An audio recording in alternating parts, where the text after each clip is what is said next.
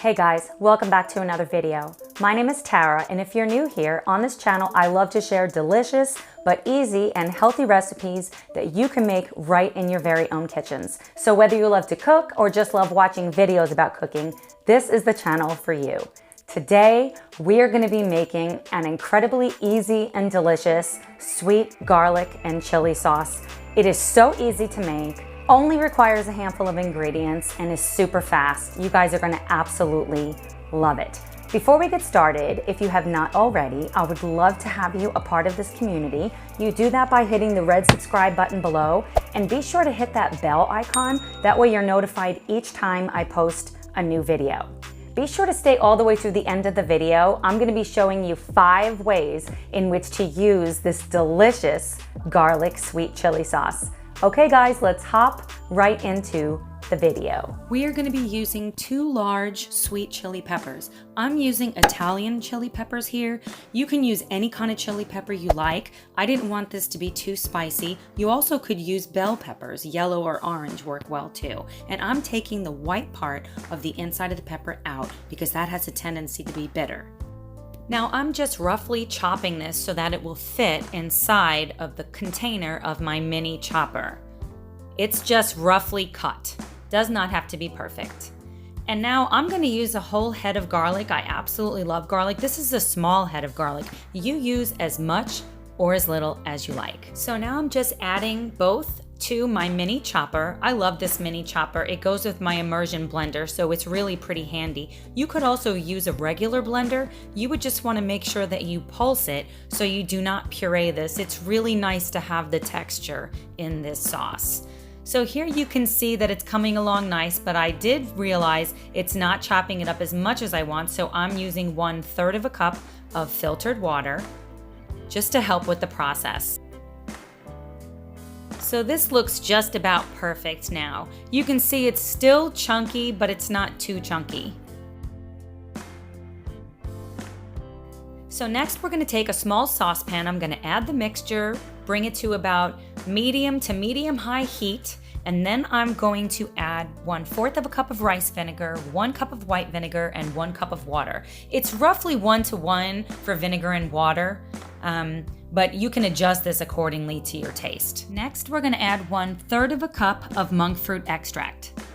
Monkfruit extract, also called monkfruit sweetener, is a no-calorie sugar substitute that is unlike any other on the market today. It's absolutely delicious, has no aftertaste, tastes almost identical to sugar, and has very similar properties when you cook with it, you bake with it. Monkfruit extract has been shown to have anti-cancer properties. It contains lots of antioxidants. It also helps with diabetes, with phlegm production. It's anti-inflammatory. There's so many health benefits, and it tastes so much like regular sugar. I promise you will not miss the sugar at all. Monkfruit extract can be a little bit hard to find and also a little bit pricey. Keep in mind that you only have to use a small amount. You don't use anywhere near as much as regular sugar, so it does last a very long time.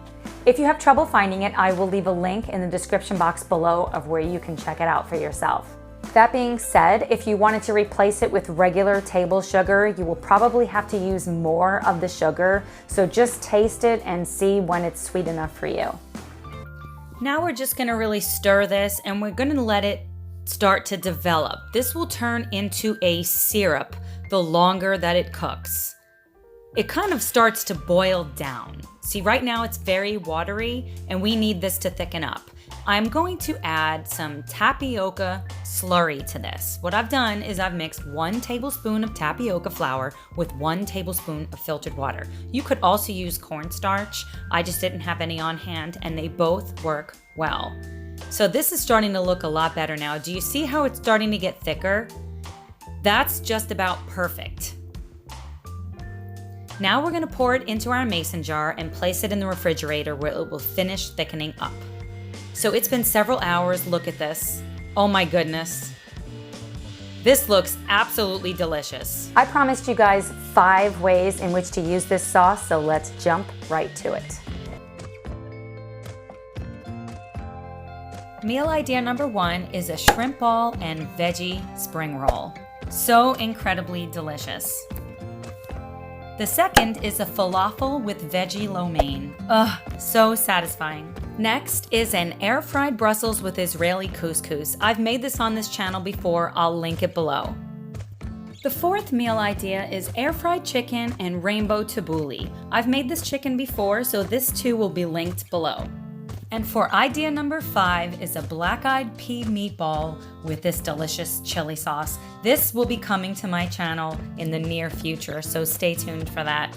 Well guys, what did you think of today's video? I cannot wait to hear what you think of it. Is there a particular recipe that you guys would love to have me recreate? Leave it in the comments below. I would love to hear from you. If you liked today's video and want to see more like it, be sure to smash that like button and share this video with your friends, your family, your coworkers, or anyone else that you know that is interested in healthy but delicious cooking. Thanks so much for watching, and I will see you in the next video.